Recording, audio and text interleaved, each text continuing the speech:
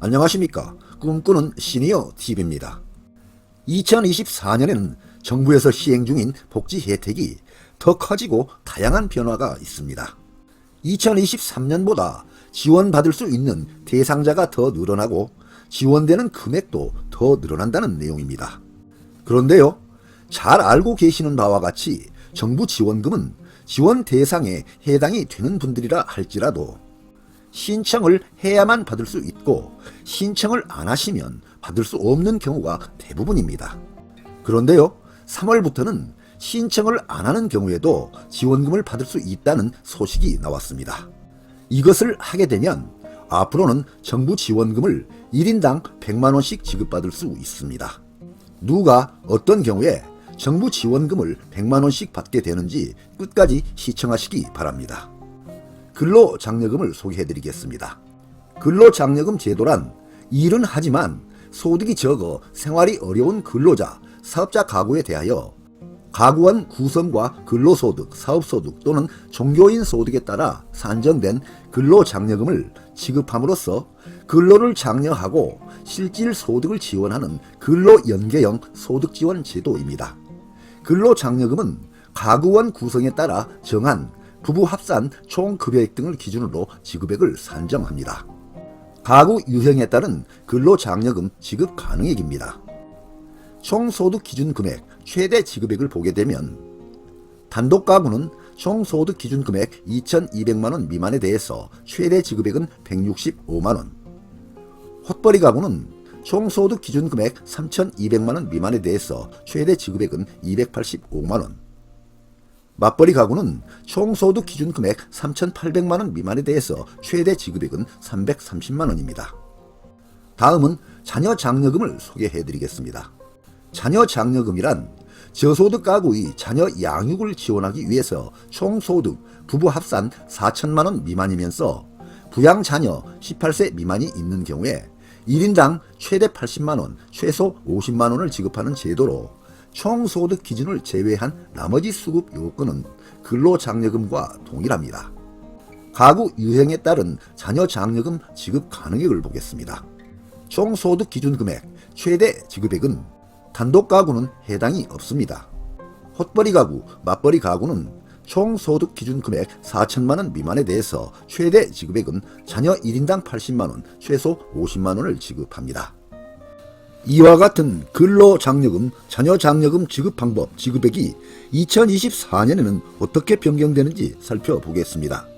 국세청 보도자료입니다. 2024년 복지 세정의 혜택이 더 커진다는 내용인데요. 근로장려금, 자녀장려금 지급 대상이 약 80만 가구 증가될 것으로 예상하고 있습니다. 그리고 자동신청 대상 확대, 상담 인력 증원 및 보이는 ARS, 전화 회신 서비스가 도입이 됩니다. 올해 근로장려금, 자녀장려금 예상 지급 규모는 자녀장려금 제도 확대 및 주택 공시가격 하락으로 수급 대상자가 지난해보다 약 80만 가구가 증가하여 6조 1천억 원이 지급될 것으로 예상됩니다. 자녀장려금 제도 확대 부분을 보겠습니다. 소득 기준은 4천만 원에서 7천만 원 미만으로 최대 지급액은 80만 원에서 100만 원으로 인상이 됩니다. 그래서 수급 가구는 약 47만 가구가 늘어납니다. 다음은 주택 공시가격 하락을 보겠습니다. 23년도 주택 공시가격이 18.61% 하락으로 수급 대상 가구가 약 32만 가구가 늘어납니다. 그리고 국세청은 고령자와 중증 장애인이 매년 장려금을 신청해야 하는 불편을 해소하고 신청 누락 및 전화금융사기 피해를 방지하기 위해서 지난해부터 적극 행정으로 근로 자녀장려금 자동신청 제도를 도입 시행하고 있습니다. 지난해에는 65세 이상 고령자 94만 명과 중증 장애인 13만 명 등 총 107만 명이 자동신청에 동의를 하였고요. 특히 올해는 60세 이상 고령자로 대상을 확대하여 연간 165만 명의 고령자가 혜택을 받을 것으로 기대됩니다. 또한 장려금 전용 상담센터 상담 인력을 지난해 연인원 890명에서 930명으로 증원하여 신속한 상담이 이루어지도록 하고요. 신청기간 초기에 통화량이 많아서 상담을 하지 못하는 불편을 해소하기 위해 보이는 ARS 및 전화 회신 서비스를 5월부터 시행할 예정입니다. 다음은 자녀 장려금 제도 확대 등으로 수급 대상자가 증가되는 부분을 보겠습니다. 자녀 장려금 제도 확대로 지원 대상이 47만 가구가 더 늘어납니다. 제도 확대입니다. 저소득 가구 자녀 양육 지원을 위해 경제 변화를 반영하여 15년 자녀 장려금 시행 이후 총 소득 기준 최초 상향 및 최대 지급액도 상향이 됩니다. 총 소득 기준은 기존 4천만 원에서 7천만 원으로 상향이 됩니다. 최대 지급액은 부양 자녀 1인당 기존 80만 원에서 100만 원으로 상향이 됩니다.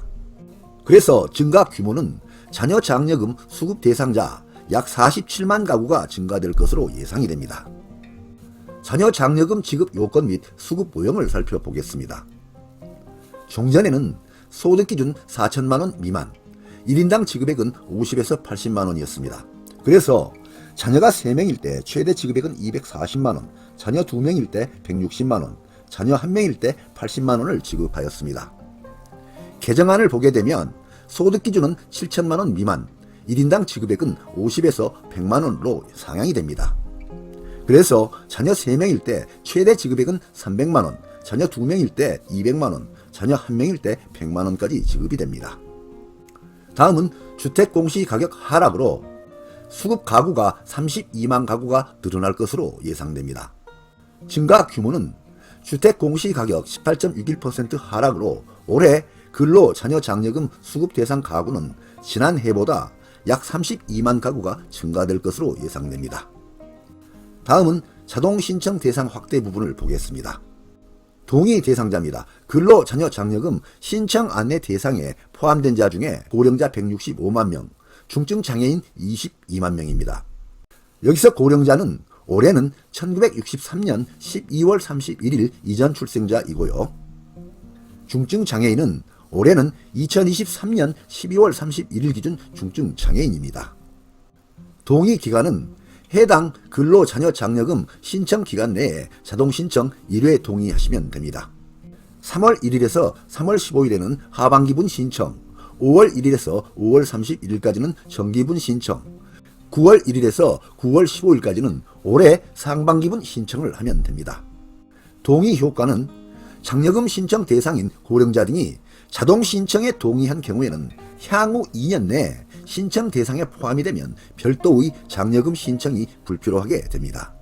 그리고 자동 신청 동의 대상자에게 발송하는 장려금 신청 안내문에는 자동 신청 동의 관련 내용을 포함할 예정입니다.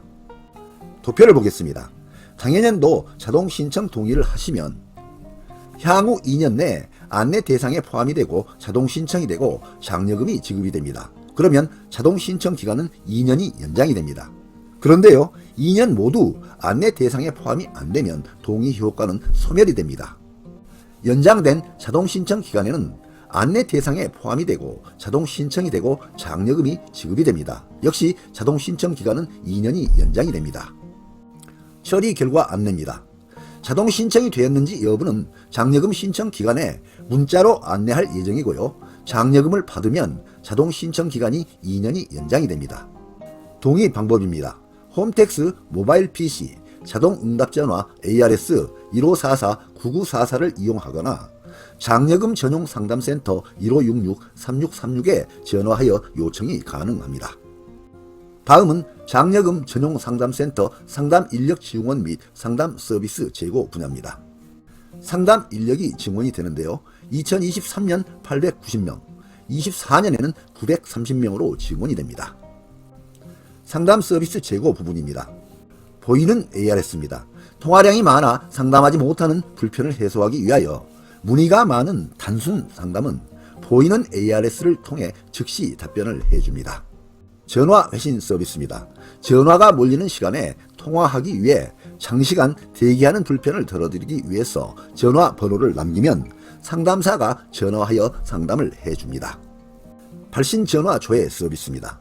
기존에는 통화 연결 후 상담사가 주민등록번호를 물어서 인적사항 등을 조회하였으나 앞으로는 발신 전화번호가 국세청에 등록된 전화번호와 일치할 경우에는 미리 인적사항 등을 파악하여 더 신속하게 상담 서비스를 제공해 줍니다.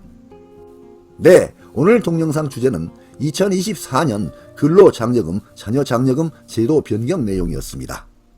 많은 도움이 되시길 바랍니다. 끝까지 경청해 주셔서 감사드립니다.